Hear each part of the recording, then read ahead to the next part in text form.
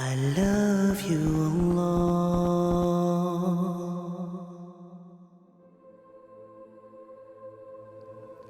His incredible statements about the end of time, incredible, I say incredible, but they're credible for us. We believe them. They might be incredible for other people. Because incredible means unbelievable, but we believe them. Right. So anyway, the Prophet ﷺ told us, who told the Prophet that the buildings in Mecca would reach the tips of the mountains?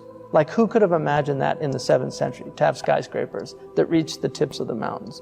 Who told the Prophet ﷺ that the mountains of Mecca would have tunnels?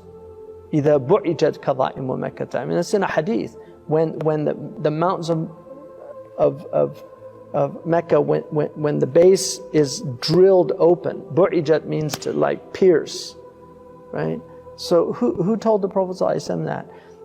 Who told the Prophet ﷺ that women would wear spandex towards the latter days? Because they didn't understand that hadith, kasiyatun ariyat, dressed and undressed at the same time. We understand that, unfortunately, right? I mean, we understand that. But who would have understood that in the 7th century Arabia? Read the tafsir, they didn't understand it. They're like, how could you be dressed and naked at the same time? So they said things like, kasiyat fi dunya, ariyat fil akhirah. Everybody's ariyat fil akhirah on the Day of Judgment. We now know what that means. The Prophet ﷺ said that people would walk in marketplaces, badiyatul afkhad, with their thighs bare. Civilized people never do that. Primitive people don't create marketplaces. Primitive people barter.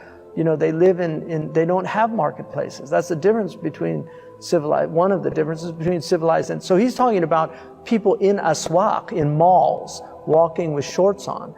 Who told the Prophet ﷺ?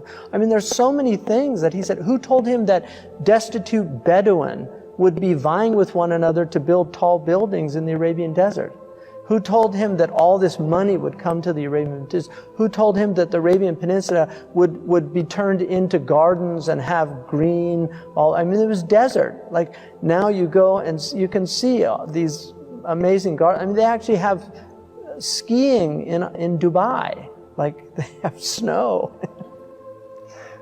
So all these things, I mean, the Prophet ﷺ, he told all these things, and I'm just like, you read the signs of the end of time and you're like, it's not like Nostradamus, you know, where it has to be interpreted. These are like clear signs. He said, Al-mataru sayakunu qayda. Like, rain would be acidic. Qayd means to burn. Who told him about acid rain? And then who told him, sallallahu alaihi wasallam, about, I mean, we know, I'm just saying rhetorically, you know, that these for us, these are all signs. He said, وَالْوَلَدُ غَيْذَ, the child would be filled with rage. Children would be filled with rage. It's amazing. And he said, يَفِيضُ اللِّئَامُ فَيْضَ وَيَغِيظُ الْكِرَامُ غَيْظ. He said that the low people would be everywhere. And he said noble people would diminish. They would just begin to disappear.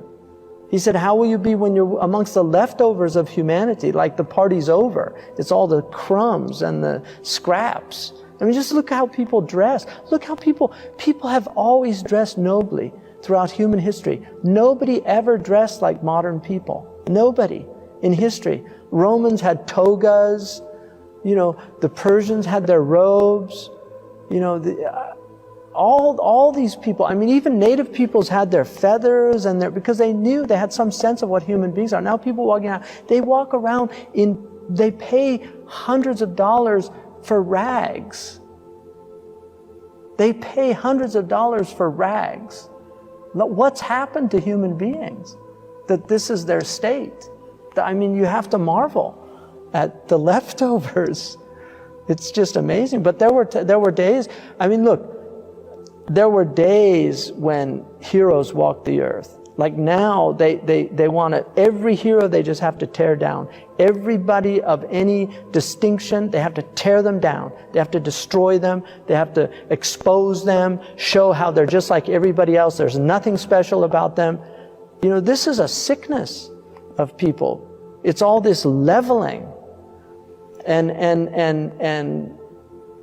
you know, there were great people, and I've sat with sanctified souls. I know it. I've been in their company. I've been in their presence. I felt their hal, you know. So these are real. They're real. And the awliya are real. The people of Allah are real. And the lovers of the Prophet ﷺ, they know what they have, and they know what they have in their hearts. And the people that don't have that, they don't know. But Abu Hanifa said, if kings knew what we had, they would send their armies to take it from us.